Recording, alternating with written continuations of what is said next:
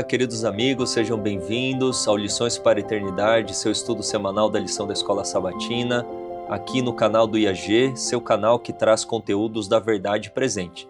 Quem vos fala é o pastor Benjamin Prado, pastor aqui do Instituto de Agricultura e Evangelismo. Eu estou acompanhado do Moses Coutinho, que é o diretor da indústria aqui do Instituto. Seja bem-vindo, Moses. Muito obrigado, pastor. Muita alegria estar mais uma vez com os irmãos. Vai ser outra bênção essa lição para nós. Amém, louvado seja Deus. E de início eu quero reiterar um convite que eu fiz na semana passada de um congresso que teremos agora em dezembro, do dia 23 a 27, com a temática Famílias em Busca do Derramamento do Espírito Santo. Então, entre em contato conosco com o número que vai aparecer aqui na legenda, faça sua inscrição, as vagas são limitadas e os palestrantes serão os próprios obreiros do IAG. Eu estarei palestrando, o diretor Silverino Kiel também, outros obreiros como Moses Coutinho, dentre outros que são capacitados para estar pregando a palavra de Deus. Todo o congresso tem sido uma grande bênção. O último congresso que nós tivemos com a temática Enganos dos Últimos Dias, todo o conteúdo está aqui no canal, peço que você acesse, e foi uma bênção tremenda na vida de milhares de pessoas, porque não apenas as centenas que vieram, mas também aqueles que estão nos acompanhando aqui no canal. Eu peço que você também se inscreva neste canal, ative as notificações e aqui durante a recapitulação deixe os seus comentários, a sua participação, pedidos, agradecimentos, perguntas, um texto que você quer usar para agregar, para enriquecer a recapitulação também, será uma grande bênção. É uma alegria, Moses, ter a sua participação, seus comentários, e é uma alegria também ter a sua participação e seus comentários aqui no Lições para a Eternidade. Caso seja a sua primeira vez aqui no canal do IAG, nós somos um ministério de apoio à missão da Igreja Adventista do Sétimo Dia, estamos situados na zona rural de Capitólio e temos diversas frentes de trabalho. Se você quiser conhecer um pouquinho mais, temos vários vídeos institucionais aqui no canal e você pode então acessar para conhecer um pouco mais o nosso trabalho. Nós temos o trabalho com a gráfica, com a agricultura, uma escola missionária. Em breve estaremos abrindo as portas de uma clínica natural, focada mais para a restauração da mente, chamado Tranquilamente, ali no sul da Bahia. E se você quiser acessar bíblias, materiais, livros, entra no site institutoiag.com.br. Vamos então dar início à recapitulação da lição de número 7, que tem como título Lealdade Suprema, Adoração em Zona de Guerra. Antes de lermos o verso para memorizar, como de costume, e o pedido que vocês fazem para analisarmos um pouco a imagem da lição, vamos fazer uma oração. Moses, dirija-nos em oração neste momento. Oremos. Pai grandioso e amado que está no céu, nós damos graças ao Senhor pela nossa vida, nossa saúde e pelo conhecimento que o Senhor nos concede neste momento da sua palavra, conhecimento da história passada, e nós rogamos que tudo aquilo que aqui aprendermos venha também servir para a nossa história, para Amém. O presente e para o futuro, para que um dia estejamos com o Senhor e rememoremos tudo aquilo que passamos nesta terra. Amém, Senhor. Nós te rogamos o seu Espírito neste momento para abrir a mente e o coração, em nome de Jesus. Amém. Amém, Senhor, graças a Deus. Vamos ler aqui então o verso para memorizar, Mateus capítulo 6, versículo 33, que diz: Mas busquem em primeiro lugar o reino de Deus e a sua justiça, e todas estas coisas lhes serão acrescentadas. No contexto, todas essas coisas são coisas das nossas necessidades básicas, como vestir, como comer, tudo aquilo que nos é uma necessidade básica. Ao buscarmos a Deus em primeiro lugar, todas essas coisas seriam acrescentadas. No contexto aqui da lição, nós veremos que o povo de Deus, em circunstâncias desafiadoras, pararam, se colocaram, vamos dizer, de lado, para adorar ao Senhor, para colocar em prioridade aquilo que de fato deve ter a nossa prioridade, que é a adoração a Deus. Gestos de obediência ao Senhor, gestos de adoração ao nosso Deus. E a imagem, ela retrata exatamente isso, né, Moses? Nós temos então aqui, olha só que interessante, acompanhe aqui na lição, na sua lição também, temos aqui uma pessoa em adoração, em oração a Deus, em meio a uma zona de guerra. E nós temos ali também memoriais. Se você puder observar lá no topo de uma leve colina, nós temos as tábuas dos 10 mandamentos, e nós temos diante da pessoa que está prostrada um altar de adoração a Deus, ou seja, num contexto desafiador, em que você dificilmente pararia para fazer outra coisa senão a própria guerra, nós temos aqui o contexto, essa pessoa representando o próprio povo de Deus, adorando a Deus e erigindo, levantando memoriais a respeito dos feitos de Deus. Você quer destacar outro ponto aqui, que é, de fato, o que a lição vem trabalhando na lição de número 7. Eu não sei se foi a intenção do autor do desenho também, mas tem duas colinas aparentemente aqui também, né? Uma para um lado e outra para o outro. Nós vamos ver isso mais para frente na lição, o que elas significam, e o lugar exato onde isso poderia estar acontecendo. E em uma dessas colinas realmente estaria esse memorial com a lei de Deus e também o altar, que também vai ter uma representação que nós vamos ver em seguida na lição, né? Exatamente. Então, muito bem observado. Eu não tinha observado essa questão dos dois montes. Eu também não tenho certeza se foi intencional, mas ficou bem parecido. Com certeza, porque num dos montes, no Monte Ebal, nós tínhamos de fato esse memorial dos 10 mandamentos. Que interessante. Então a lição já no sábado vem trazendo esse aspecto que o povo de Deus, e aqui eu quero ler o início do parágrafo da lição que traz esse resumo. Nesta semana, estudaremos alguns momentos importantes durante a conquista da Terra Prometida, nos quais Israel se consagrou ao Senhor, às vezes diante de um perigo iminente. Então, tinham acabado de cruzar o Rio Jordão, diante deles um perigo iminente, Jericó, mas eles ali celebraram então a Páscoa, antes disso fizeram a circuncisão, celebraram a Páscoa, depois ali da conquista de Ai, erigiram o altar, depois tem todo o contexto do Monte Ebal, do Monte Gerizim também, e mais para frente, num contexto já de divisão da terra, nós temos eles levantando ali o tabernáculo que era transportável, né? E a lição já vem fazendo uma aplicação para nós. Eu acredito que aqui Brasil, mas temos outras pessoas de outros países nos acompanhando, mas talvez pouquíssimas pessoas hoje que nos acompanham estejam numa situação caótica, civil ou de guerra, mas todos nós temos uma rotina um tanto quanto intensa, com o nosso trabalho, antes até com a nossa própria família, compromissos do dia a dia, coisas que querem ocupar o seu tempo e a sua atenção. Mas a prioridade sempre deve ser o Senhor. Nós devemos buscar, como diz aqui o verso para memorizar, Deus em primeiro lugar. Então, no culto matutino, que é o culto da manhã, no culto vespertino, quantos de nós que temos já uma família, que somos casados, temos filhos, fazemos de fato o culto matutino e vespertino? Muitas vezes dedicamos tempo ali no culto matutino, mas e o culto no final da tarde, que é tão importante quanto o culto da manhã? Mas muitas vezes a rotina de trabalho sai um mais cedo do que o outro e volta só mais à tarde, aqueles compromissos diversos que tornam a nossa vida assim uma loucura, a gente igual um rato na roda, e a gente acaba não dando prioridade para aquilo que de fato deve receber a nossa primeira atenção, que são as coisas de Deus, as coisas espirituais. Então a lição já vem fazendo essa aplicação, algo que devemos de fato repensar, analisar como temos vivido. Sim, eu diria que todos nós enfrentamos conflitos na nossa vida, em resolver coisas no trabalho, na família, mas geralmente é durante o nosso dia, né? Durante as horas de tempo válido que nós temos. E todos eles devem ser entendidos, cada pequeno conflito deve ser entendido como apenas reflexo de um conflito maior que existe. Então, o que Satanás tenta fazer é o quê? Satanás é quem está no conflito maior que existe. Ele tenta nos fazer ficar tão concentrados nos pequenos conflitos que temos que esqueçamos o maior conflito. E se nós esquecemos o maior conflito, nós não vamos buscar a força necessária, porque, por exemplo, tem pessoas que chegam a esse extremo, mas a maioria de nós se alimenta bem porque não consegue trabalhar se não se alimentar.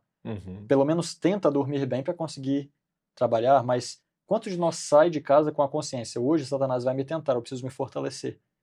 E às vezes nós saímos desnutridos espiritualmente para um grande conflito que nós não enxergamos, e Satanás usa armas legítimas, que são os nossos conflitos pessoais, que nós temos realmente que enfrentar, para nos desviar do conflito maior. E no caso dos israelitas, nós vemos exatamente Deus fazendo com que eles não sigam essa lógica de ficar presos nos conflitos menores. Eles tinham problemas a resolver, tinham inimigos a conquistar, tinham a terra a ser ganha, tinham inimigos que poderiam atacá-los enquanto eles adoravam a Deus. Exatamente. Mas, mesmo assim, Deus queria mostrar o que? Na verdade, o principal é isto aqui, as outras coisas são secundárias. E é justamente isso que essa lição vem nos trazendo, só um pouco reenfatizando o que o pastor já disse. Nosso trabalho, Satanás vai tentar nos convencer de que ele é muito urgente às vezes. Mas isso aqui é tão importante que eu não posso parar para orar. É o que Satanás vai tentar fazer. Sim. Mas Jesus fala, vinde à parte, repousai um pouco. Esse é o chamado de Deus constantemente, para que nós deixemos um pouco a nossa correria louca do dia a dia e entendamos que em comunhão com Ele é que nós conseguiremos as vitórias, Amém. seja no mundo espiritual como no mundo físico. É verdade. 2 pontos que eu gostaria aqui de enfatizar. Um, você já até mencionou e me fez lembrar de um texto do Grande Conflito, em que Ellen White diz que um dos enganos de Satanás é nos desviar da vontade de Deus por meio de coisas lícitas e não por meio de coisas apenas ilícitas. Ou seja, vamos colocar aqui as drogas, as bebidas, tudo aquilo que entorpece a mente, a promiscuidade, a pornografia, tudo coisa imoral e ilícita. Mas o diabo também, por meio de coisas lícitas, através de uma intemperança, vai nos desviar da vontade de Deus e nos fragilizar. Então o trabalho é uma coisa lícita ou ilícita? É uma coisa mais do que lícita. Mas o excesso do trabalho, o excesso das preocupações relacionadas ao trabalho, que te faz negligenciar a Deus, que deve estar em primeiro lugar, e não a sua família. Deus em primeiro lugar. E posteriormente, depois de Deus, vem a família, você vai dedicar para coisas que são transitórias, passageiras, são necessárias. O trabalho dignifica, o trabalho vai trazer o sustento, mas nós sempre temos que ter em mente que Deus é o mantenedor de todas as coisas e não a sua força, não em si o seu trabalho. Então dedique tempo primeiramente para as coisas de Deus, que você separe na sua rotina tempos de oração, antes da rotina do dia a dia mesmo. Mas a primeira coisa, tempo de oração, tempo de estudo da palavra, tempo de qualidade com a família, o culto matutino, o culto vespertino, tudo isso tem que estar inserido no dia a dia, porque as batalhas são travadas no mundo visível, mas existe uma batalha cósmica maior dentro de nós, né? E também universal, que é uma batalha espiritual e somente com armas espirituais podemos ser vitoriosos. E o segundo ponto seria a respeito da qualidade do tempo com a família. Eu vejo muitos pais querendo suprir a ausência com coisas, só que coisas não suprem a sua ausência. Então o pai trabalha insanamente para ganhar recurso e dá presente, dá passeio e dá isso para os filhos ou até para a própria esposa, mas nada do que você tem dado vai suprir a sua ausência. A sua ausência só é suprida pela sua presença, ponto final. Então a sua presença na sua família, ela é insubstituível. E quando nós desfrutamos de momentos ali no início do dia, de qualidade com Deus, fazemos o culto, um desjejum um pouco mais calmo e tranquilo, o quão prazeroso é isso. Você pode atestar, eu tenho certeza que você pode atestar o que eu estou te falando. E daí você começa a entender, calma aí, o tempo que eu dediquei com Deus, o tempo que eu dediquei com Deus e com a minha família pelo culto, o tempo que eu dediquei com a minha família, aquilo fica no dia como uma marca suave, agradável, amorosa, que você vai levar para o restante do dia.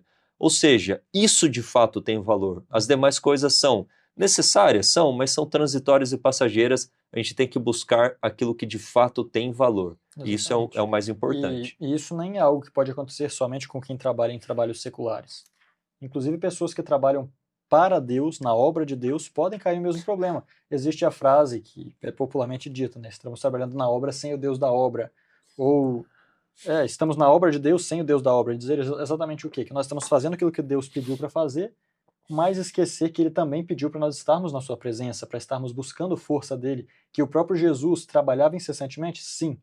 Jesus foi missionário 100% do seu tempo, mas isso também incluía a sua própria busca espiritual, a sua própria busca de força. Por quê? Porque ele sabia que era homem, estava na carne humana, e a carne sem Deus é ineficiente nos seus resultados, né? Então, eu diria que o que vai nos levar aos pés de Cristo constantemente, essa busca, é simplesmente nós olharmos para nós e vermos o quão necessitados nós somos. É verdade. E que quanto mais nós corremos atrás das coisas sem Deus, é como se nós estivéssemos correndo atrás do vento. Porque Deus falou, buscai primeiro o reino de Deus e as outras coisas vos serão acrescentadas. Nós corremos atrás das coisas, nós estamos tentando por nossa própria força acrescentar as coisas que Deus quer acrescentar. É verdade. Então, é um risco em todos os âmbitos e lugares de trabalho. Isso que você disse é muita verdade, né? Faz mais ou menos uns, deixa eu ver, desde 2022, então para agora, 3 para 4 anos que eu estou vivendo no campo com a minha família. E um dos propósitos de termos feito essa transição, primeiramente porque é da vontade de Deus, e também para termos mais tempo de qualidade com Deus, com a família. Mas quantas vezes, trabalhando para Deus, dedicando a vida num período integral a Deus, eu me deparei mesmo numa circunstância mais favorável, ideal, não dedicando tempo a Deus e à família, mas assim, inúmeras vezes. Isso significa que isso não é uma tentação apenas de quem está numa cidade grande, é uma questão da humanidade mesmo, é uma questão de prioridade. Ah, mas eu não tenho tempo. Não, você não tem tempo para aquilo que você não quer realmente fazer. Esse é o ponto. Se nós não tivéssemos tempo, nós não teríamos oportunidade, mas o tempo é a oportunidade. Exato. E nós usamos a oportunidade como nós achamos mais importante. Esse que é o ponto, né? Então se, eu quero fazer isso, você arruma tempo para fazer isso. Agora, se não é uma prioridade na tua vida, você sempre vai arrumar uma desculpa, mas eu não tenho tempo. Não, na verdade você não quer. Porque se você realmente quiser, você vai se esforçar, vai dar algum jeito para fazer isso acontecer. E isso tem que acontecer. É esse o ponto que eu quero aqui enfatizar. Isso tem que acontecer, não só por ser a prioridade, por ser prazeroso, por ser aquilo que de fato tem valor, mas é uma necessidade sua realmente, como ser humano, principalmente diante do grande conflito. Ter Deus em primeiro lugar, a família, e depois certamente as demais coisas serão acrescentadas. Amém. E a lição vem trabalhando isso dentro do livro de Josué. Nós temos aqui no livro de Josué diversas circunstâncias em que o povo tinha coisas urgentes para serem feitas, desafios tremendos, mas eles tiveram como prioridade Deus, a adoração a Deus, a fidelidade a Deus, e também nós veremos esses pontos de memoriais que foram levantados. A lição de domingo vem trabalhando como título Primeiro a Aliança, e trabalha o texto lá de Josué capítulo 5, do verso 1 ao verso 7. Então diz aqui a pergunta: por que o Senhor ordenou a Josué que circuncidasse a segunda geração de israelitas naquele momento específico da conquista de Canaã?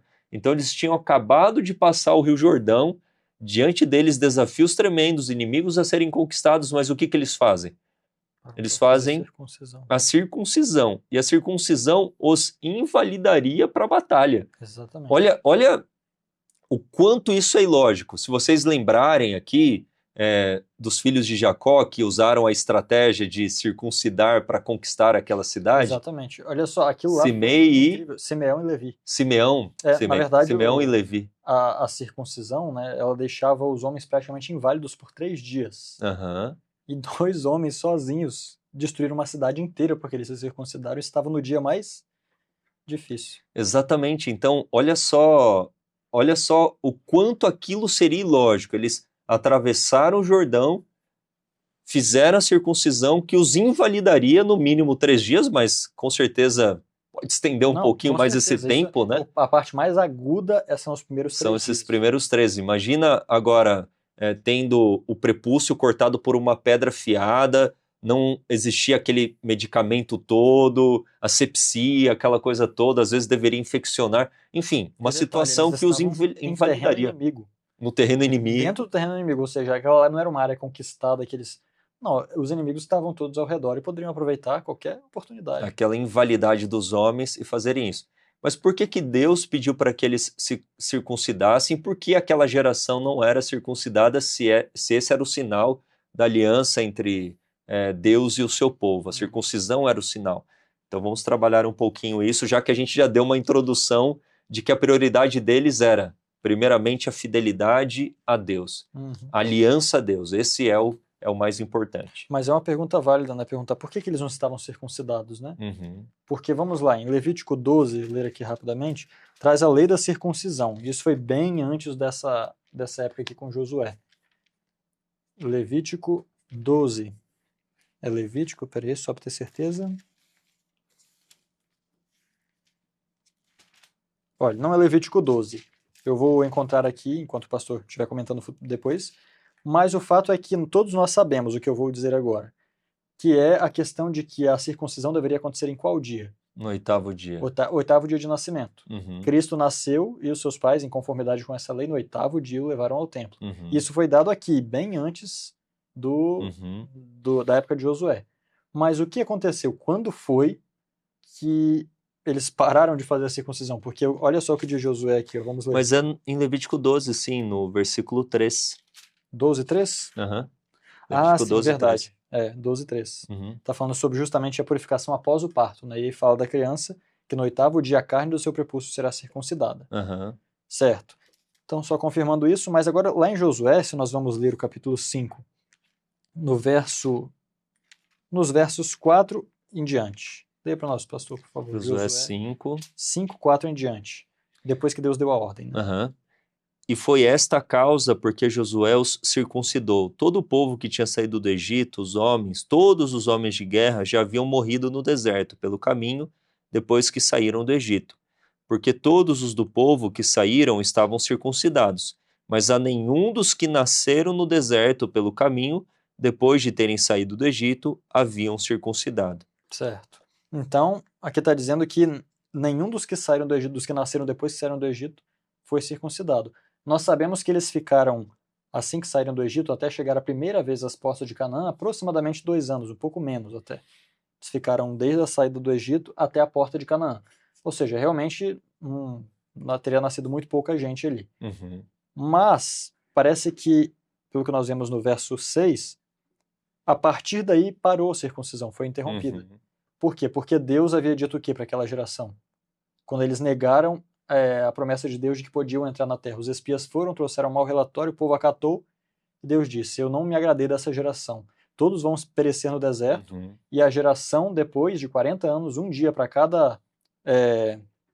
Para cada dia que foi espiada Isso, a terra. para cada dia que foi espiada a terra, 1 ano, foram 40 dias, então 40 anos, e toda essa geração vai perecer, e a outra geração é que vai entrar. Portanto, é como se Deus tivesse interrompido, de alguma maneira ali, Uhum. a aliança com o seu povo. Uhum. E agora ele estaria renovando com a nova geração. Uhum.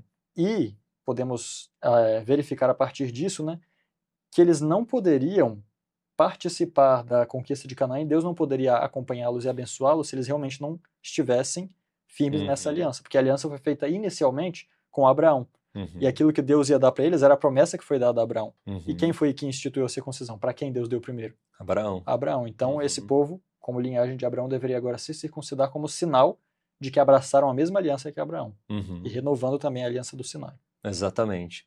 Então nós temos neste contexto a circuncisão, que era evidentemente a aliança entre Deus e o seu povo.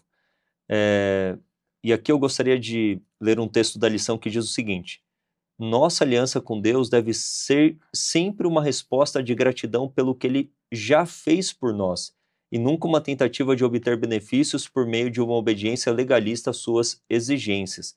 E o porquê eu gostaria de enfatizar isso? Porque por mais que eles estivessem naquele momento sendo fiéis a Deus, eles tinham que ter a noção de que a terra, a conquista, seria uma dádiva de Deus e não pela capacidade deles, porque naquele momento eles estavam de que forma? Incapacitados.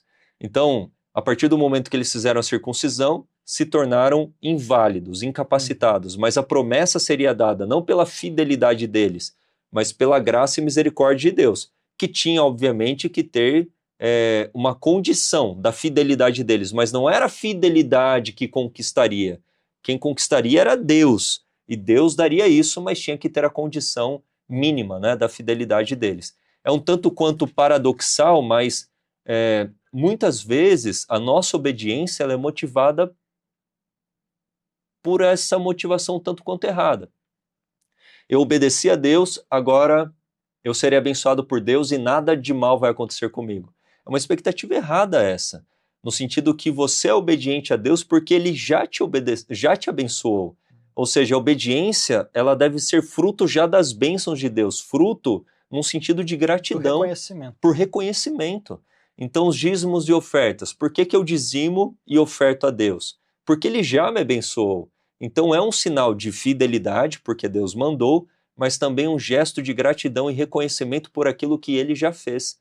Então, a partir do momento que eles atravessam o Jordão e fazem a circuncisão, que é um gesto de fidelidade, é o sinal da aliança, eles estão reconhecendo, Senhor, essa terra aqui já é nossa, porque o Senhor nos deu e pela gratidão nós queremos ser fiéis a Ti. E eles estavam passando pelas mesmas experiências que o povo de Israel, desde a saída do Egito, tiveram, eles tiveram que ter agora as mesmas experiências, né? Atravessaram o Mar Vermelho, atravessaram ali o Rio Jordão, tiveram no Monte Sinai o momento da aliança mais formal entre Deus e o seu povo. Tiveram naquele momento também o sinal, e o sinal ali era a circuncisão, um momento de formalizar, de uma maneira mais, eu quero dizer, formal mesmo, a aliança entre Deus e o seu povo. E nesse reconhecimento, nessa gratidão, eles foram fiéis a Deus. Sim, e eu achei interessante uma pergunta que eu me fiz, né? Eu fiquei pensando, por que a aliança e tem a circuncisão? O que tem a ver a circuncisão? O que significa isso? Para que serve a circuncisão? E se nós pensarmos na aliança, a aliança se resumia da seguinte maneira: obedeçam a Deus e Ele vai ter vocês como um tesouro peculiar. Uhum. Então, enquanto eles não tivessem obedecido a Deus, ou pelo menos estivessem enquadrados naquilo que Deus já havia dito que tinham que fazer, e aqui eu estou falando a grosso modo, não estou falando nem das minúcias da obediência, estou falando especialmente da circuncisão. Uhum. Eles não seriam esse tesouro peculiar. Então, a circuncisão, na verdade, não era para Deus olhar e saber quem era israelita e quem não era. Uhum. Assim como nós vimos em lições passadas, Deus tinha memoriais em todos os lugares. E a circuncisão era um memorial no corpo da própria pessoa de quem ela pertencia. Uhum. Achei isso muito interessante também. Sim. Para nós, obviamente, nós não temos sinais físicos hoje, né? Talvez o batismo seria o mais próximo que nós teríamos aí da circuncisão para nós, como um sinal de que nós aceitamos a Deus. Mas, enquanto essa aliança não fosse renovada e o povo não entendesse a quem ele pertencia, Deus não poderia estar com o povo nas conquistas. Uhum. Então, era mais uma questão para o povo mesmo se lembrar de quem era o seu Deus. De pertencimento. Não como se Deus não soubesse distinguir quem estava circuncidado e quem não. E o ponto é interessante, que a circuncisão ela foi instituída porque Abraão, por mais que é chamado de o pai da fé, ele e a sua esposa, eles duvidaram porque eles estavam na velhice, como que eles teriam um descendente para que se cumprisse a aliança que Deus fez com ele, de que ele seria pai de uma numerosa nação, e através dessa nação o mundo todo seria abençoado. Esse descendente, na verdade, essa descendência seria o descendente, que através de Cristo todo mundo ele seria abençoado. Mas pela incredulidade foi instituída a circuncisão. Ou seja, se você pegar ali e aqui eu quero usar termos um pouquinho mais delicados, se você pegar o pênis e a pele do prepúcio, é pelo pênis que sai a semente, o próprio sêmen, que vai dar a semente para dar então uma posteridade. Então, seria uma marca de que a promessa de Deus seria cumprida não pela capacidade humana, mas pelo poder divino manifestado. Então, como que um homem de 100 anos de idade pode ter um filho? É um milagre, é o agir de Deus, é a ação de Deus, e aquilo deveria ficar marcado em Abraão, em toda a sua descendência, que o cumprimento da promessa não seria por esforço humano, mas seria pelo poder divino na natureza humana.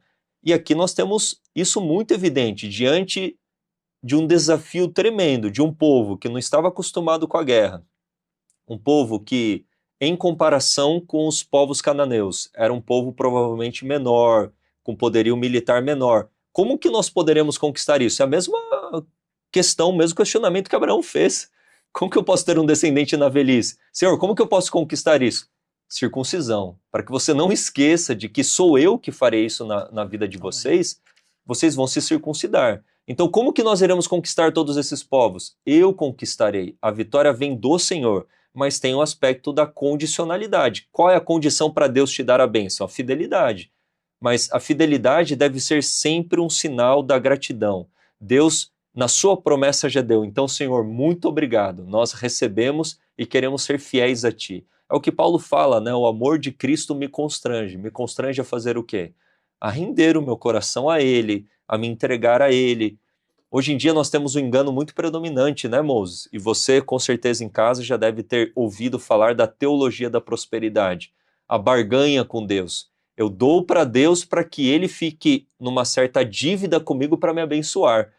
Então, ó Senhor, estamos fazendo a circuncisão, agora o Senhor está devendo nos dar os povos cananeus porque nós fomos fiéis a Ti. Essa é a mentalidade da teologia da prosperidade, que não é bíblica, que não reflete o princípio bíblico.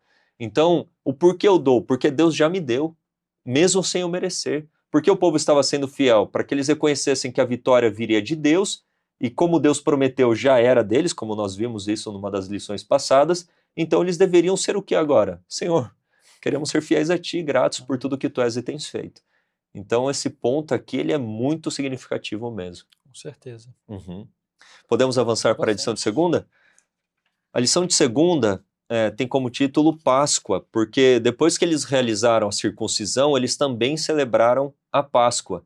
E é muito significativa a Páscoa nessa circunstância aqui também. Antes de avançarmos na recapitulação, se você está gostando deste conteúdo, deixa seu like, deixa seus comentários, compartilha nas suas redes sociais, para que mais pessoas possam então conhecer a palavra de Deus e a vontade do nosso Senhor. Vamos então aí para a segunda, Moses, Páscoa. Qual foi a circunstância, né? Por que é tão relevante mencionarmos a Páscoa nessa circunstância aqui? Sim, primeiramente eu gostaria de ler um texto que está em Êxodo 12, 48, porque ele liga a lição de domingo com a de segunda, que diz assim: E quando um estrangeiro se hospedar contigo e quiser celebrar a Páscoa do Senhor, que todo homem seja circuncidado, e depois que ele se aproxime e a celebre.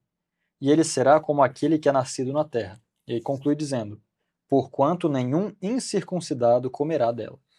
Ou seja, o povo, na verdade, a circuncisão foi uma preparação para a Páscoa também. Eles não poderiam participar da Páscoa antes de se circuncidar. E, portanto, isso também nos mostra que, embora a Páscoa fosse anual, né, todos os anos, eles não participaram da Páscoa desde que a antiga geração não tinha entrado na terra de Canaã. Exatamente. Então foi meio literalmente uma ocasião difícil, onde toda aquela geração iria aparecer no deserto e os novos não participaram da Páscoa até este momento, e nem eles. Não houve mais Páscoa. E agora, finalmente, o povo aceitando outra vez o concerto com Deus e Deus prestes a dar a promessa para eles, eles comemoraram a Páscoa mais uma vez. E lembrando de algo que nós já estamos vendo desde a lição de Êxodo para agora também, a Páscoa tem dois significados principais, né? Um deles é um significado comemorativo, que para eles significava literalmente a saída do Egito. A libertação da escravidão. Ou seja, Deus nos tirou do Egito, nós estamos aqui hoje porque no passado Deus fez isso conosco, Deus nos salvou. E também tem um aspecto típico que representava uma salvação que estava por vir. Então nós podemos ver que para eles isso era sumamente importante. Sumamente importante, porque eles precisavam lembrar do Deus que havia guiado eles no passado, e eles deveriam partir para a nova conquista, sabendo que eles poderiam ter um vislumbre do Deus que os salvaria também no futuro, e que tudo aquilo que estava diante deles seria cumprido por esse Deus. Como nós já vemos dizendo, os memoriais, Deus tem memoriais por toda a Bíblia, tanto lugares como ocasiões, e aqui a festa da Páscoa era com esse propósito, era trazer coisas à mente que não era simplesmente, o que tem de significado você comer um cordeiro com pressa, em si mesmo, sem você saber uma história, nada. Mas aquilo trazia a história à mente deles, e aquilo era reavivado, e os símbolos também tinham um grande significado para eles, né? É verdade. Da confiança que eles podiam ter de que Deus, que os salvou no passado, também os salvaria no futuro, e os colocaria dentro da sua terra. Exatamente. Então, a Páscoa tem tudo a ver nesse momento, né? O momento em que eles estavam celebrando a libertação da escravidão do Egito, o momento em que eles estavam celebrando a vitória dada pelo Senhor, e essa é a ênfase, a vitória dada pelo Senhor, é um ato de celebração, e quando pensamos já no contexto do Novo Testamento, Jesus com os seus discípulos, ele celebra a Páscoa, e ali traz para nós o contexto da ceia do Senhor, porque ele insere no contexto da ceia da Páscoa elementos que agora representam as suas ações salvíficas, no sentido daquilo que a Páscoa apontava, de uma maneira típica, né? Jesus, ele é o Cordeiro Pascual, então o pão representa o seu corpo, o suco de uva representa o seu sangue, tudo representa o seu sacrifício na cruz do Calvário. Ora, Jesus ele morreu há cerca de 2000 anos. Alguém aqui existia? Então, a vitória que vem do Senhor, ela já foi conquistada pelo próprio Senhor antes mesmo de existirmos. Amém. E ela é oferecida para você hoje gratuitamente. O que você fez para merecer isso? Nada. Você entra com o quê? Com o pecado. E Deus entra com a graça e com a salvação. Nada mais. E esse é o ponto. E a partir do momento que você exerce uma fé genuína, você crê verdadeiramente nos méritos de Cristo Jesus, que é o Cordeiro Pascual, que é o nosso substituto, Deus te dá o perdão e perdão, o amor de Cristo te constrange a guardar os mandamentos. Ele vai te agora empoderar para guardar os mandamentos. E a obra de Deus na sua vida será certamente completa. Como a gente tem enfatizado, né, moço? Deus nos liberta da culpa do pecado, do poder do pecado, e em breve nos libertará da presença do pecado. Então a Páscoa nesse momento certamente foi muito significativa e continua sendo significativa para nós hoje. Quando celebramos a ceia do Senhor, olhamos para o momento em que fomos comprados na cruz do Calvário por sangue, mas olhamos para o futuro em que Cristo ele vai resgatar aquilo que ele comprou. Se nós pertencemos ao Senhor, e aqui a circuncisão nós podemos entender como um paralelo em relação de pertencimento, vamos colocar no sentido de pertencimento ao próprio batismo, né? E não estou advogando ao batismo infantil, mas ao próprio batismo, o ato de você falar, Senhor, eu pertenço a Ti, eu me entrego a Ti, eu morro para mim mesmo e quero viver para o Senhor. Nós temos aqui na ceia um sentido, este é o meu povo, ele pertence a mim e eu virei para buscá-lo porque ele é a minha propriedade. Então tem tudo a ver aqui quando estudamos a respeito da Páscoa. A pergunta da lição aqui no final traz o seguinte: mesmo quando não estamos celebrando a ceia do Senhor, como podemos manter a realidade da cruz sempre diante de nós? Eu acredito que é meditando, né? Como Ellen White disse, meditarmos todos os dias ao menos uma hora nas horas finais de Cristo. Porque para o povo de Israel, acho que como era algo mais fresco na mente deles, em parte poderíamos dizer até que era um pouco mais fácil, pelo menos até aqui, né? Eles lembrarem do que estava acontecendo, porque eles estavam vivendo ainda o acontecimento. Nós hoje, nós não celebramos a Páscoa que seja a nova que Jesus nos instituiu todas as semanas, todos os meses. Por mais que a igreja primitiva fazia isso todo domingo. Pois é verdade. Não tem uma frequência mínima ou máxima para isso. Está certo ou errado, né? Exatamente. Hoje a gente faz trimestralmente, ou às vezes até semestralmente, mas eu acredito que o ideal era fazermos de uma maneira mais recorrente do que fazemos. Eu estava até pensando, enquanto o pastor falava, que assim, quando Jesus veio e deu a nova Páscoa para os discípulos, ela também se tornou algo típico comemorativo. Por quê? Porque o tipo encontrou já ali o cumprimento. Então agora a parte anterior, embora ainda esteja ali incluída a questão da escravidão e tudo isso, agora ela é passada para quê? Para que Jesus é o comemorativo e a ceia do Senhor no futuro será o típico. É o típico agora, na qual Jesus fala, eu não tomarei mais este cálice somente quando tomarmos juntos e vai ser na ceia do Senhor. Só que para nós realmente tomarmos a Santa Ceia pensando de maneira tão fresca como o povo de Israel aqui, nessa ocasião, poderia pensar de maneira fresca, nossa, o Mar Vermelho é logo ali, foi cruzado, fomos libertos do Egito e tal, aquilo estava fresco na mente deles, para estar na nossa mente, eu creio que deveríamos seguir a instrução de Ellen White quanto a isso. Ela diz assim, bem nos faria meditar 1 hora por dia na vida do nosso Senhor. Exato. Especialmente nas horas finais. E assim é que nós vamos manter Jesus diante de nós. Exatamente. Nós não temos Jesus como pessoa física aqui falando com nós hoje, não temos seus discípulos contando exatamente os detalhes, mas nós temos a Bíblia. E é aqui que nós vamos encontrar Jesus mais próximo, através de consagração e estudo. É verdade. E o texto de 1 Coríntios, no capítulo 11, traz esse conceito do olhar para trás, mas também no segundo ponto que você mesmo mencionou, da Páscoa. Eles olhavam para a libertação, mas também olhavam para uma futura redenção. Hoje também, porque eles estavam antes da cruz. Então, libertação do Egito, mas uma futura redenção onde? Na cruz. Hoje nós olhamos para a cruz, em que nós fomos libertos da escravidão do pecado, mas olhamos para uma futura redenção, a volta de Jesus. Então, aqui, 1 Coríntios 11, vamos ler aqui o versículo 26. 11, 26, 1 Coríntios. Porque todas as vezes que comerdes este pão e beberdes este cálice, anunciais a morte do Senhor, passado, até que ele venha futuro. Então, de fato, tem essa dupla aplicação, como tinha a Páscoa, a ceia do Senhor. E tem os três fatores nas duas histórias, né? Para o povo de Israel, eles tinham o comemorativo lembrando da libertação e já anelavam a libertação do pecado pela qual Jesus viria. Pelo menos esse era o ideal que acontecesse. Né? Mas, enquanto isso, eles tinham um processo a completar também. Não era simplesmente daqui pulava para cá de uma vez. Esse caminho deveria ser percorrido.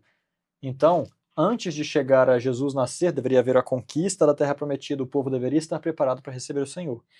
Assim hoje, nós fomos libertos em Jesus da culpa do pecado, estamos hoje em Cristo, com Ele no caminho, sendo libertos do poder do pecado, para que, enfim, sejamos libertos da presença do pecado. Amém, Então, amém. nós temos 2 pontos, o de partida e o fim, mas nós estamos no meio. Hoje estamos na conquista de Canaã, né? Exatamente. No sentido de lutarmos contra os poderes da natureza pecaminosa, como Exatamente. falamos na lição passada, porque esses povos cananeus, na verdade, hoje a gente pode trazer como sendo uma luta do próprio eu contra o pecado. Hoje estamos na conquista de Canaã, né? Com certeza. Para recebermos a vinda do Messias. Nós estamos às portas, né?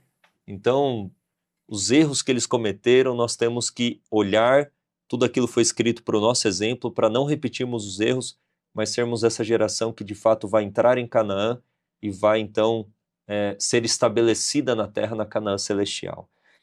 Vamos aqui para a lição de terça, que tem como título Altares de Renovação. Moisés já havia dado a instrução lá em Deuteronômio 11, 26 a 30, 27, 2 a 10, que quando o povo de Israel entrasse em Canaã, eles deveriam fazer um gesto em 2 montes. E quais são esses montes? O que aconteceu? Vamos trabalhar um pouquinho essa temática desses altares de renovação. Foram levantados 2 altares principais.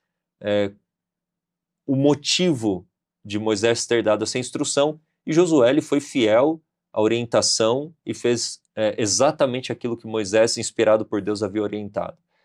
Sim. O que aconteceu neste contexto aqui de Josué, capítulo 8, versos 30 e 31, depois da conquista ali de Ai?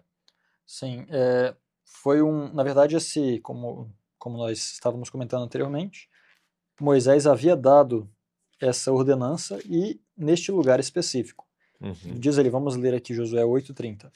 Então Josué edificou um altar para o Senhor Deus de Israel no Monte Ebal, como Moisés, o servo do Senhor, ordenou aos filhos de Israel, como está escrito no livro da lei de Moisés, um altar de pedras inteiras, sobre as quais homem algum houvesse erguido qualquer ferro, e ofereceram sobre ela ofertas queimadas ao Senhor, e sacrificaram ofertas pacíficas. E aí tem, aqui em Josué não está claro isso, né, mas nós podemos encontrar isso nas instruções de Moisés. Tinha pedras à parte, não eram as pedras do altar em si mesmas, mas está aqui, e escreveu ali sobre as pedras uma cópia da lei de Moisés, a qual ele escreveu na presença dos filhos de Israel. E essa lei de Moisés não se resumia aos 10 mandamentos. Na verdade, a lei de Moisés, né, seria justamente o livro inteiro de Deuteronômio, que foi o lembra-te, que nós podemos dizer, né, a lei toda ali resumida, apesar de ser um longo resumo, né, porque foi um grande sermão ali, ela deveria agora ser escrita num lugar onde o povo de Israel todo pudesse ver e ter acesso, para justamente servir como memorial. Eu gostaria de ler sobre isso o que está em Patriarcas e Profetas 365, que diz assim: nas últimas instruções de Moisés, por 2 vezes haviam sido dadas ordens para uma convocação das tribos nos montes Ebal e Gerizim, em Siquém. Isso aqui é muito importante, nós vamos ver já por quê. O monte Ebal e Gerizim em Siquém, para o reconhecimento solene da lei de Deus, posto que cercados de adversários não vencidos, estavam seguros sob a proteção de Deus enquanto lhe fossem fiéis. Agora, como nos dias de Jacó, o terror de Deus foi sobre as cidades que estavam ao redor deles, e os hebreus não foram incomodados. E essa época de Jacó, na verdade, Jacó estava exatamente nesse mesmo lugar, e Deus pôs o terror dos povos ao redor dele, né? E, embora fosse um lugar, um território inimigo realmente, era um lugar muito especial para a história do povo de Deus. Estávamos comentando aqui anteriormente, muita coisa aconteceu nesse lugar. O primeiro altar erguido a Deus neste lugar foi o de Abraão, em Gênesis 12, 6 e 7. Quando, vamos lá, eu acho que vale a pena ler. Com certeza. Gênesis 12, 6 e 7. No início da sua peregrinação em Canaã? Sim, vamos imaginar o seguinte, o povo de Israel não existia, o povo hebreu. Não havia sido feito um chamado a um povo ainda. Não existia povo de Deus. Existiam pessoas que serviam a Deus, mas o povo de Deus não era separado como um grupo. E aí Deus vem lá no capítulo 12 de Gênesis e chama Abraão. O verso 1 diz, sai do meio do seu país, da sua parentela, da casa do seu pai. E Abraão aceita o chamado. E depois vamos aos versos 6 e 7. E passou Abrão por aquela terra até ao lugar de Siquém, até o carvalho de Moré. E estavam então os cananeus na terra. E apareceu o Senhor a Abrão e disse, à tua descendência darei esta terra. Que terra? A terra dos cananeus. E edificou ali um altar ao Senhor que lhe aparecera. Certo. Então, o primeiro altar feito a Deus pelo povo de Deus na história foi aqui. Foi exatamente no mesmo lugar. E o lugar onde Deus indicou Moisés para que indicasse Josué que levasse o povo para fazer a renovação da aliança. Exatamente neste ponto. E foi ali que tanto Abraão como Jacó acamparam suas peregrinações. Jacó também fez um altar ao Senhor ali, em adoração, e na verdade ele viu ao Senhor ali também. E Jacó também comprou ali um campo onde os restos de José seriam enterrados. Essa informação está em Josué 24:32. E os ossos de José foram enterrados ali também. E inclusive ali também foi onde foi feito o poço por Jacó, aquele famoso poço de Jacó que está no Novo Testamento, onde Jesus tem a conversa com a samaritana, e então ela começa a comentar sobre montes. E ela comenta que neste monte aqui os nossos antepassados diziam que se deve adorar. E qual era esse monte? Que monte era esse, certo? Né? Nós temos aqui na história então 2 montes. Nós vamos ver aqui em Josué, né? O Monte Ebal e o Monte Gerizim. O povo, eu recomendo a todos vocês, né, que façam o que a lição recomenda na sexta-feira, que leiam o capítulo chamado Bênçãos e Maldições do Patriarcas e Profetas. Ali dá uma riqueza de detalhes assim incrível. E vem comentando que haviam os 2 montes. Em um deles foi colocada essa lei, que era o livro de Deuteronômio. Os 10 mandamentos e o livro de Deuteronômio, escritos em pedras. Isso, na verdade os 10 mandamentos até já estão inclusos no livro de Deuteronômio. Mas qual é a questão ali? No livro de Deuteronômio estão escritos as bênçãos e maldições. Ou seja, se vocês seguirem a lei do Senhor e obedecerem, tais bênçãos. Se vocês não o fizerem, tais consequências. E o Monte Ebal foi o monte da maldição. É interessante ver isso, né? É colocado, Moisés mandou justamente colocar e ser ditas as maldições em um monte, e no outro seria o Monte das Bênçãos. O Monte Ebal era o monte da maldição, e justamente ali estava a lei. O que isso significava? O que é a lei para o transgressor? O que ela traz sobre ele? Traz a condenação à morte. Condenação, maldição. Mas é lindo que, ao mesmo tempo, também era justamente no Monte Ebal que estava o quê? O sacrifício. Estava voltado ao sacrifício. Não estava no Monte Gerizim, estava no Monte Ebal. Ou seja, a lei de Deus condena o pecado e, por consequência, o pecador, mas a condenação recaiu sobre o altar, sobre o sacrifício feito ali. Né, que estava sendo feito sobre o altar. Isso aqui está cheio de significados para nós. Muito cheio. Inclusive, vem isso detalhando ali, né, no Espírito de Profecia, que Josué leu aos ouvidos do povo, as tribos foram divididas, né, como está escrito. Em Deuteronômio tem a especificação de quais tribos estariam no Monte Ebal e quais tribos no Monte Gerizim. Exatamente. E aí Josué leu, e ele lia as maldições, e um dos grupos dizia amém, ele lia as bênçãos, o outro grupo dizia amém. Era uma coisa muito linda de se estudar ali realmente no capítulo. Sim, é verdade. E quando nós vamos ler as características da aliança feita de Deus com Abraão, Isaque e Jacó, eram 3 promessas: uma descendência, uma aliança e uma terra. E quando eles atravessam o Jordão, conquistam Jericó, conquistam Ai e estão no mesmo lugar que Abrão, naquele contexto, edificou ali um altar e recebeu a promessa, a tríplice promessa de que seria uma descendência numerosa. Ele teria a bênção da aliança com Deus, da presença de Deus. E a terra, nós temos ali em Josué agora essas 3 promessas sendo realmente, literalmente cumpridas.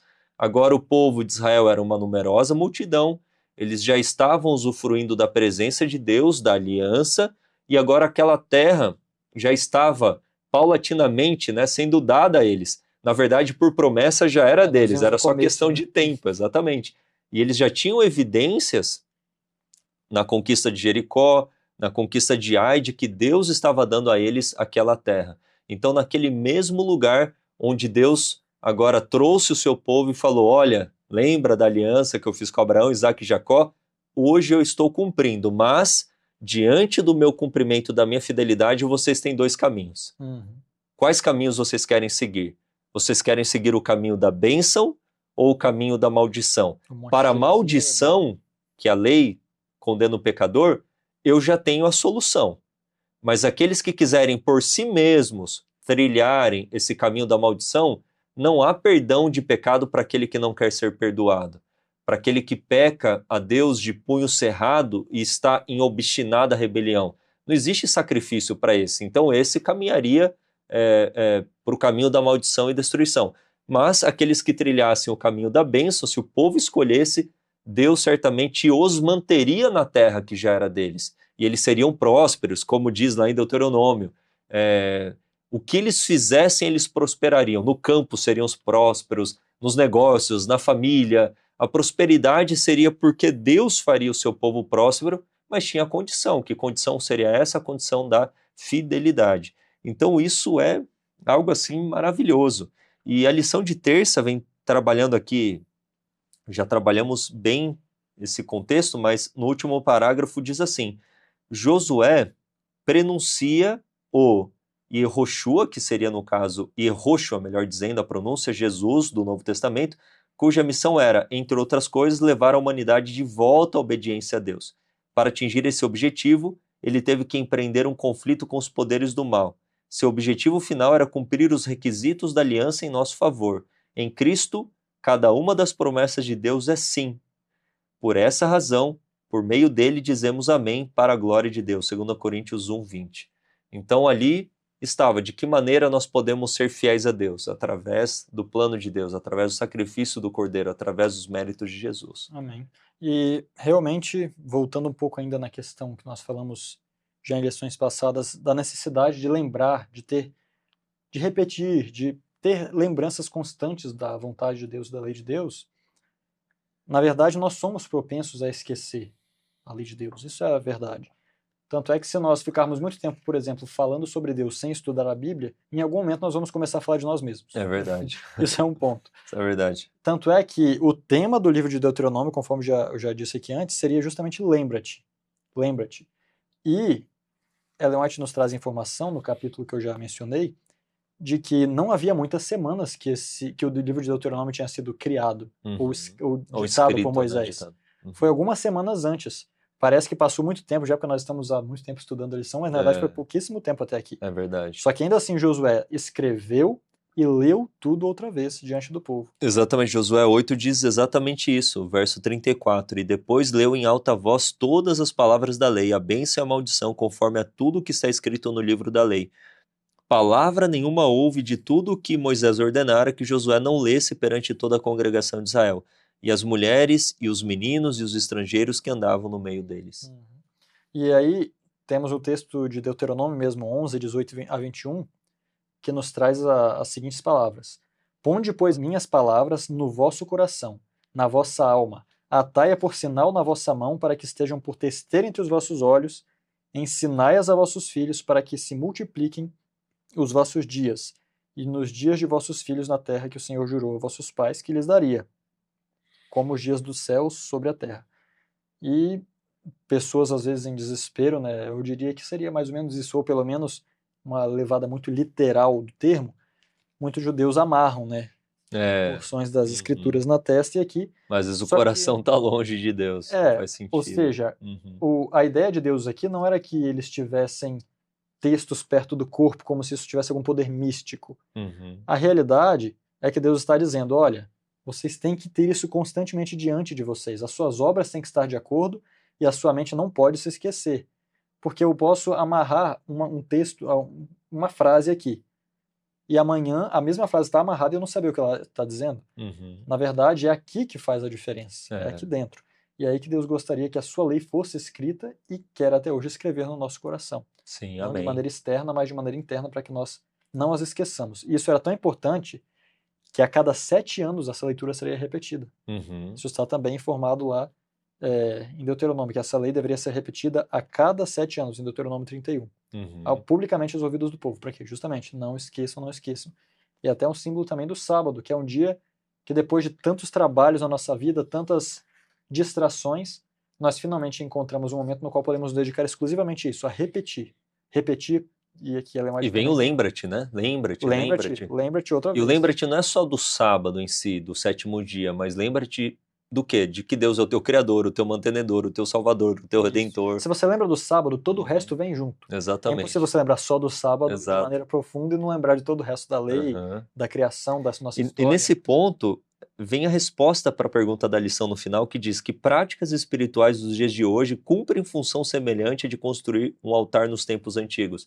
Porque eu fiquei imaginando, imagina o altar que foi construído, né, de pedras, em que fosse possível escrever os 10 mandamentos, ou as 10 palavras, toda a lei de Moisés, ali a repetição da lei, toda a lei escrita, imagina, seria um memorial imenso. E todos os que passassem suas peregrinações indo futuramente para a cidade que Deus escolheria, para que ali estivesse o tabernáculo, todo mundo poderia ver aquilo como de fato um memorial do que Deus fez pelo seu povo.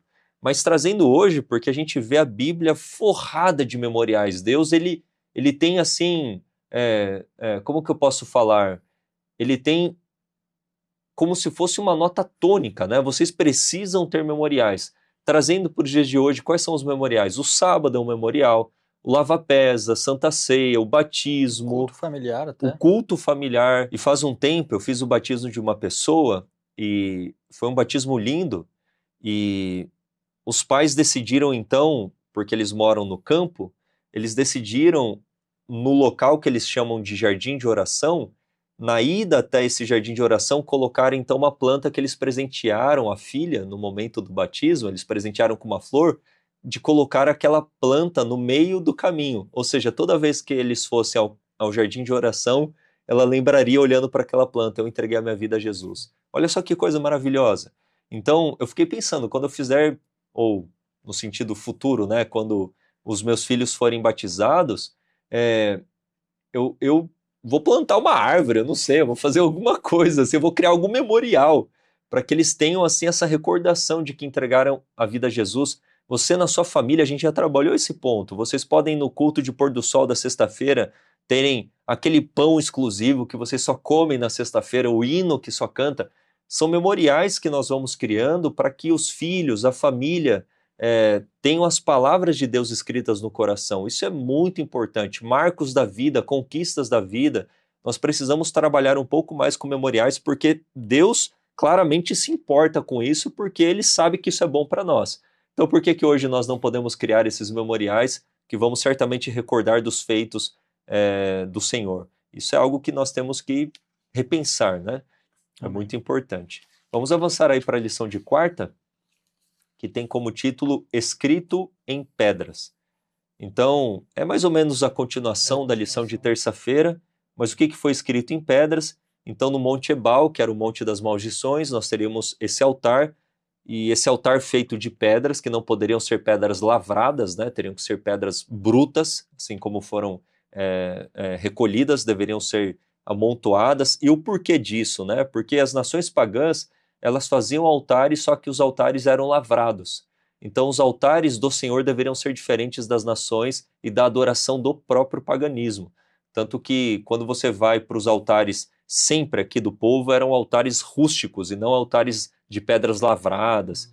Esse ponto é muito interessante. Então, o Monte Ebal seria o Monte das Maldições e o Monte Gerizim, o Monte das Bênçãos. E no Monte Ebal estariam, então, esses altares, principalmente o altar em que foi preparado ali para receber as 10 palavras e também a lei. Tem a Ellen White comentando isso ainda no capítulo As Bênçãos e Maldições, fala que o povo estava de cada lado, Josué falou as bênçãos e o povo que estava do lado de Gerizim dizia amém, concordava.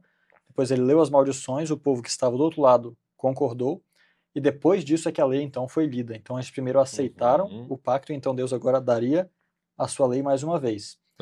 E essa questão que nós já comentamos de ter ali um altar do lado da maldição do Monte Ebal, nos mostra claramente que havia um sacrifício para salvar o povo da maldição do pecado, certo? E eu me pergunto, como é que nós podemos dizer, ou como é que alguém pode dizer que a graça só veio existir no Novo Testamento? Então, com algo assim? exatamente, não faz o menor sentido. Né? Se antes era somente a lei e a lei, então que não houvesse sacrifício algum. A lei está aqui, quem guardou, guardou, quem não, morreu, perdeu. Mas não, desde sempre o povo de Israel só sobreviveu aos seus erros e falhas ali no deserto porque havia um sacrifício desde sempre valendo para eles. O tempo inteiro a graça sempre existiu. A graça de Deus, né?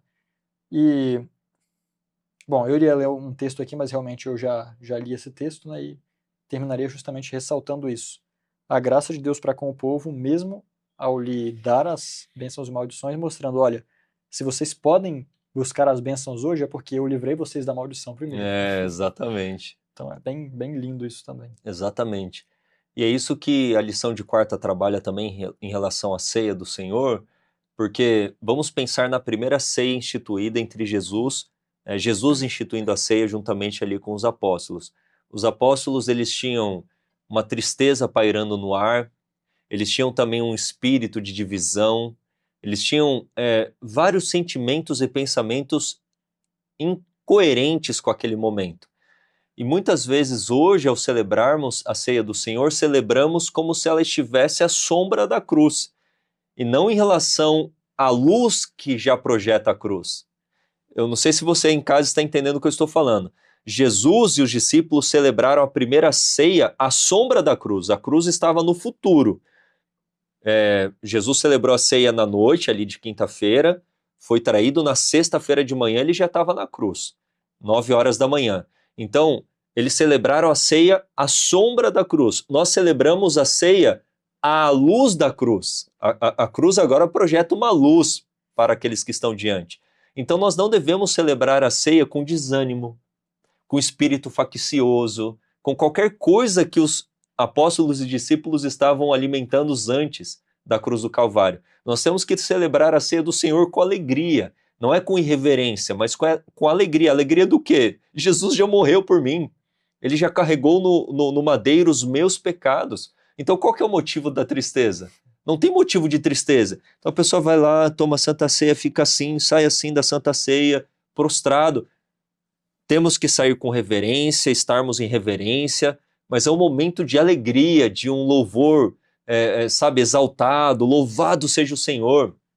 Tanto que, quando eles peregrinavam para o santuário, eram hinos um pouco mais, que eram os salmos cantados, os salmos de peregrinação, eram salmos mais assim, trazendo, recordando os feitos do Senhor, mas um pouco mais de contrição.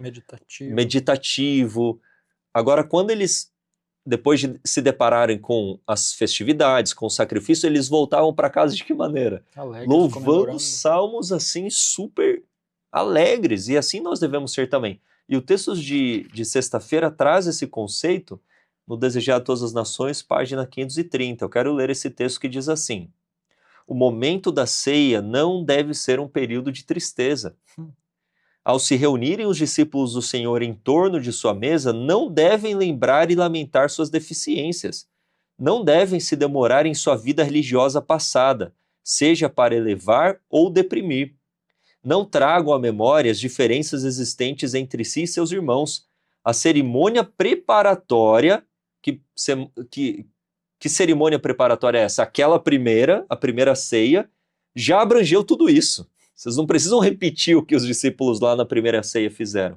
O exame próprio, a confissão do pecado, a reconciliação dos desentendimentos, tudo já foi feito. Agora, chegam para se encontrar com Cristo. Então, depois que os discípulos, imaginem, Cristo morreu, ascendeu aos céus, agora eles têm o derramamento do Espírito Santo, como que eles celebravam a ceia? Com o espírito faccioso, triste e tal? Não, tudo isso já tinha ficado para trás. Assim nós devemos ser também. Agora chegam para se encontrar com Cristo. Não devem permanecer à sombra da cruz, mas à sua luz salvadora. Abram o coração para os brilhantes raios do sol da justiça.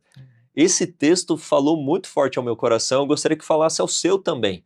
É claro que no momento da ceia, chega, se você tem um desentendimento, resolve tudo, mas fique em paz e se alegre porque a vitória foi conquistada por Cristo na cruz e Ele quer te dar essa vitória hoje a partir da sua intercessão e obra no santuário celestial. É um momento de alegria, não de tristeza. Sim, inclusive o lavar os pés, ele não é a ceia. A ceia é uma coisa, lavar os pés é uma parte do ritual, mas não é a Santa Ceia. É o preparatório. Exato, o preparatório é ali. Então, se nós temos algo para resolver, se tem um momento de meditação, é ali onde nós vamos nos humilhar diante dos nossos irmãos, diante do nosso Deus. E uma coisa certa, do que o homem se deve queixar ou se entristecer na terra? Pelos seus próprios pecados, é a única coisa que deve fazer isso conosco.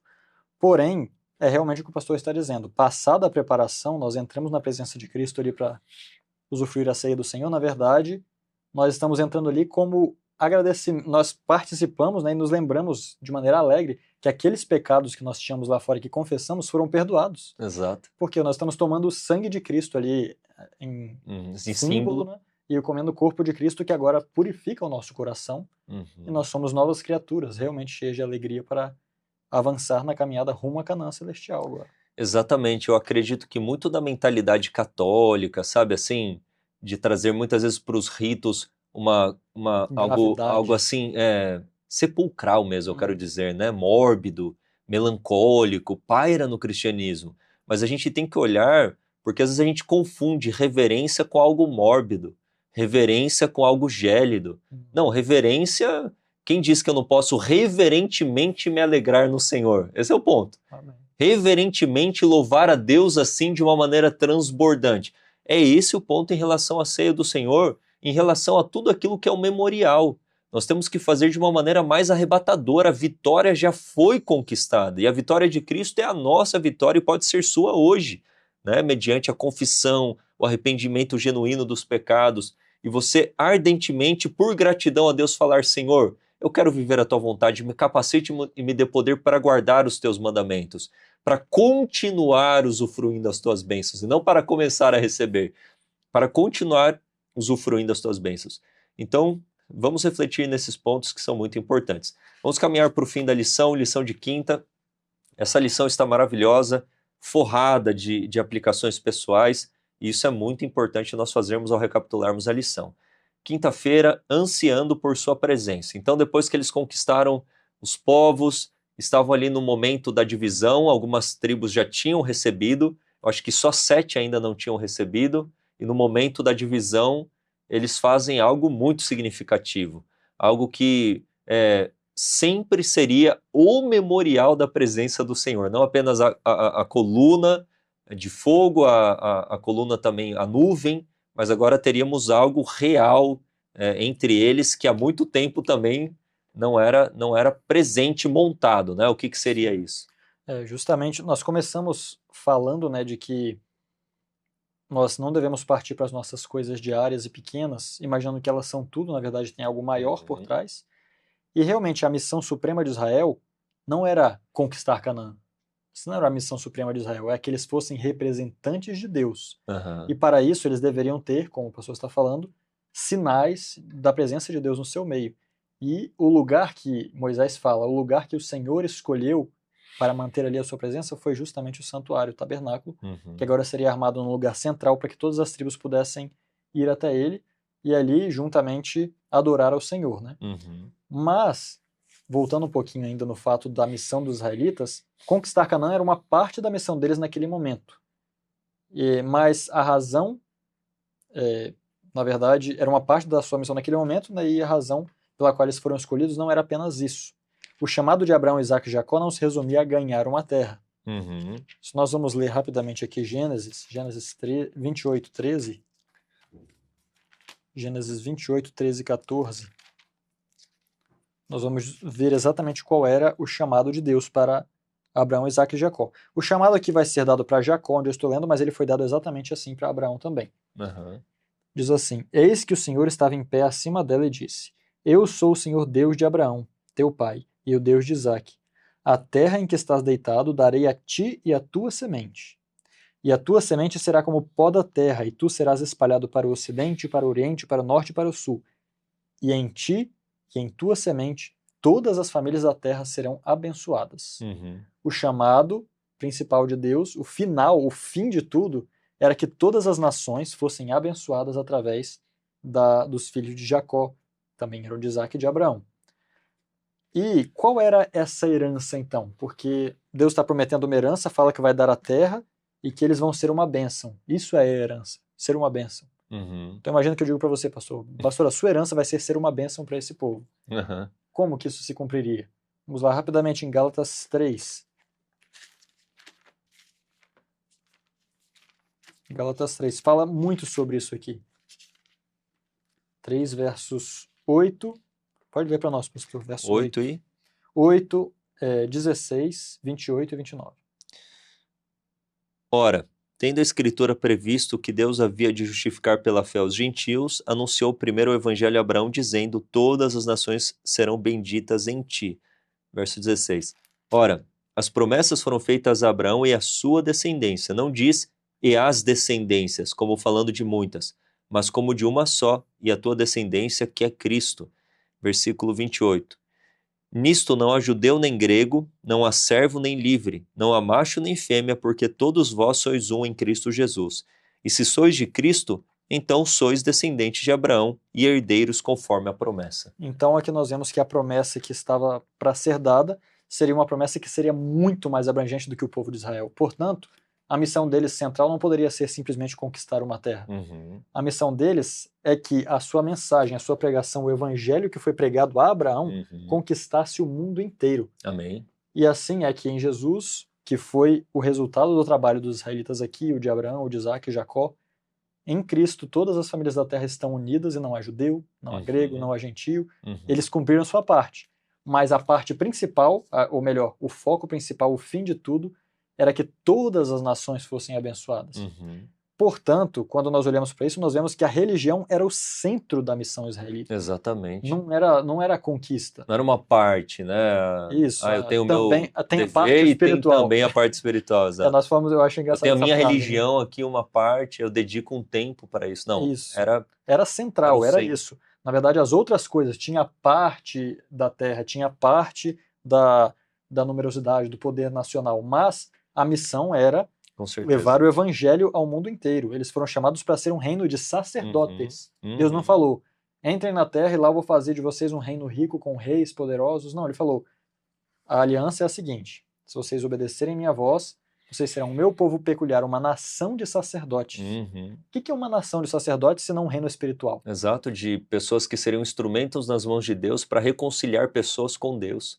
Exatamente, e por isso Deus desviava eles de tempos em tempos das coisas terrenas, das missões terrenas, para, olha, peraí, a missão é essa aqui, não esqueçam que o chamado de vocês é maior do que a atitude que vocês têm que tomar agora, neste momento. E o santuário, né, em Canaã terrestre, ele remetia à imediata conquista terrestre. Realmente estava ali na terra e aquela terra era deles, mas eles também, e isso foi passado para o Novo Testamento e para nós temos o santuário agora não na terra, que a terra real final a ser conquistada não é aqui. É uma terra celestial e o santuário está lá. É lá que nós devemos estar mentalmente em espírito, com Jesus, seguindo o Cordeiro por onde quer que ele vá. Amém. E assim, a pátria que nós esperamos conquistar é do alto e não dessa terra. E os primeiros a dar a mensagem disso ao mundo deveria ser o povo de Israel. Exato. Por isso o santuário era central, não era uma opção, um adicional, era o centro. Eu quero trazer as suas palavras para os dias de hoje, porque o chamado que Deus tinha para o povo de Israel é o mesmo chamado que ele tem para o seu povo remanescente hoje, que seja aquilo que 1 Pedro capítulo 2, verso 9 diz, uma nação santa, um sacerdócio real, um povo, uma geração eleita, um povo exclusivo que pertence a Deus. Essa é a promessa em relação à igreja cristã. Ou seja, Deus está chamando essa geração para ser de fato essa luz para todas as nações, a revelação do caráter de Deus. E a religião, que tem a conotação de esse relacionamento entre Deus e nós, não deve ser uma parte da nossa vida, deve ser a nossa vida. A adoração a Deus, a obediência a Deus, o nosso estilo de vida, a nossa preocupação deve ser buscar a consagração necessária, a espiritualidade necessária para vivermos a missão que Deus tem para nós hoje, porque o fim, ele é iminente, Jesus está às portas. Por que eu vou dedicar tempo com coisas que sejam fúteis, passageiras, temporárias, mundanas, estar sustentando um sistema há milênios falido, ao invés de dedicar a vida exclusivamente a Deus? Então é um chamado que Deus tem para nós hoje. É claro que as atividades diárias, elas vão transformando o caráter, são instrumentos nas mãos de Deus para nos ajudar a crer, a confiar, a depender dele, mas o foco deve ser de fato a missão. E a missão está centrada na verdade para este tempo, está centrada no santuário celestial, está centrada na obra que Cristo está realizando hoje no lugar santíssimo do santuário celestial. Então, por mais que não possamos estar presentes hoje fisicamente no santuário, nós podemos, pela fé, acompanharmos a obra que Cristo está realizando no lugar santíssimo, que é a obra de purificação dos pecados. Enquanto isso, Cristo realiza em nós, pelo Espírito, uma obra especial de afastamento do pecado. Então, se eu considerar este corpo santuário, onde eu for, para onde eu for, a presença de Deus tem que estar ali. Então, hoje é um santuário móvel também através do corpo. Deus tem que estar presente em todos os lugares, na mente, nos pensamentos, no coração, aonde eu for.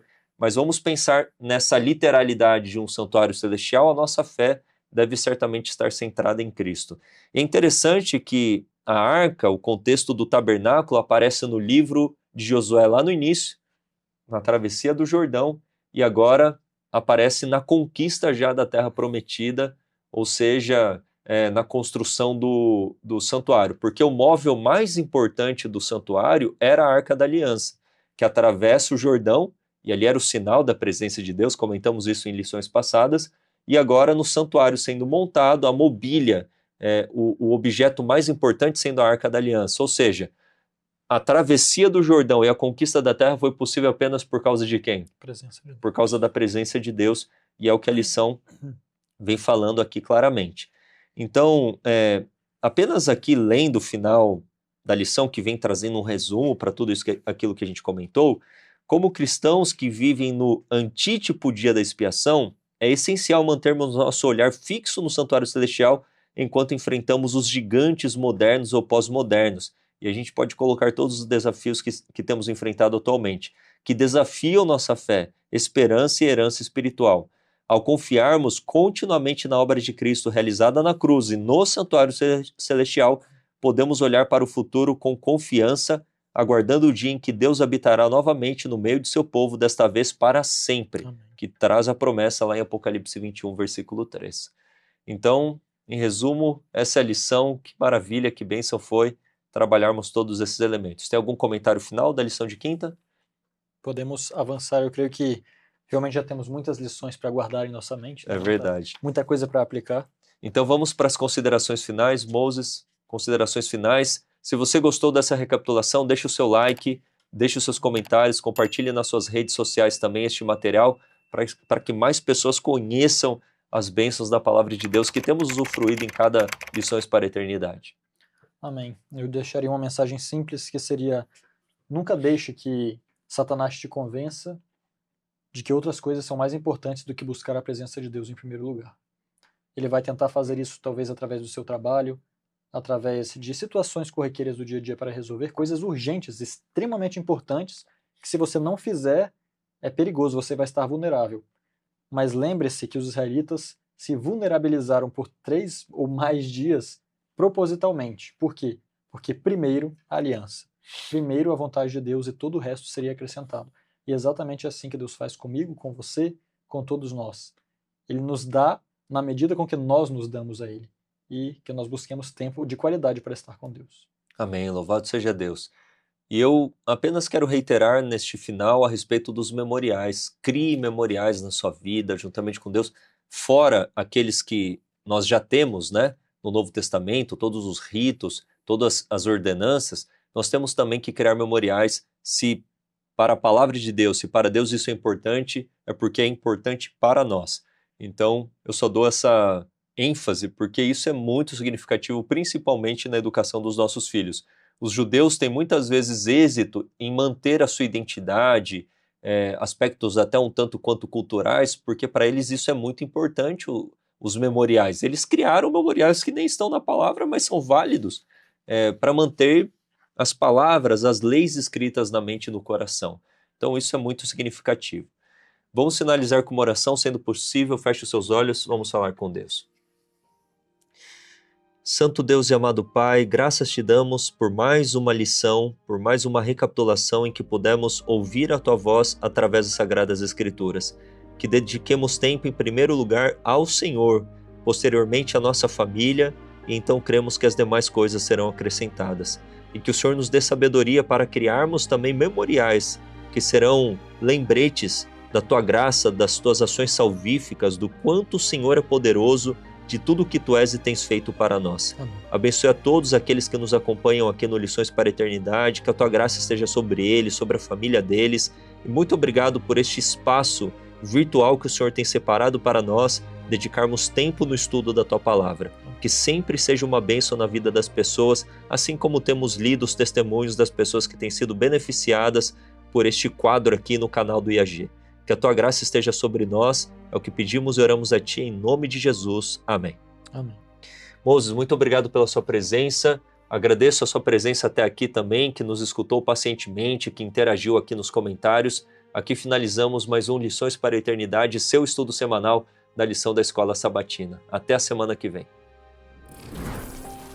IAG, juntos avançaremos.